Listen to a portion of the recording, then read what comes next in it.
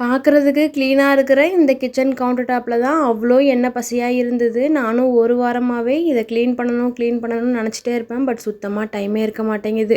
இப்போல்லாம் காலையில் ஒர்க்கு முடிச்சுட்டு பசங்க கிளம்புனோன்னே நானும் கிளம்பி ஹஸ்பண்டோட ஷாப்புக்கு கிளம்பிருவேன். நம்ம போனோம்னா கொஞ்சம் ஹெல்ப்ஃபுல்லாக இருக்கும் அப்படிங்கிறதுனால அங்கே கிளம்பி போயிட்டு ஈவினிங் பசங்க வரும்போது தான் நானும் வீட்டுக்கு வருவேன்.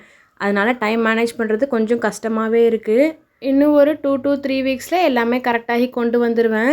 கிச்சனை கொஞ்சம் மேக் ஓவர் பண்ணணும் அப்படின்னு ஒரு ஆசை இருந்தது. ஆனால் இப்போதைக்கு டைம் இல்லை அப்படிங்கிறதால அதை அப்படியே பெண்டிங்கில் வச்சுருக்கேன். வாங்கின திங்ஸ் எல்லாமே அப்படியே தான் இருக்குது.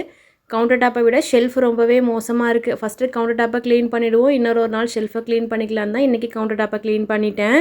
நான் ஆல்ரெடி கவுண்டர் டாப்பில் வச்சுருந்த திங்ஸை வச்சே தான் மேக் ஓவர் பண்ணியிருந்தேன். கொஞ்சம் இடம் மட்டும் மாற்றி வச்சுருந்தேன். பார்க்குறதுக்கு அவ்வளோ சூப்பராக இருந்தது. கிச்சனை ஃபுல்லாக மேக் ஓவர் பண்ணும்போது அது செப்பரேட்டாக ஒரு லாங் வீடியோவாகவே உங்களுக்கு ஷேர் பண்ணுறேன். இந்த வீடியோ பிடிச்சிருந்ததுன்னா மறக்காமல் லைக் பண்ணிவிட்டு சப்ஸ்கிரைப் பண்ணுங்கள். அடுத்த ஒரு ஷார்ட்ஸில் பார்க்கலாம்.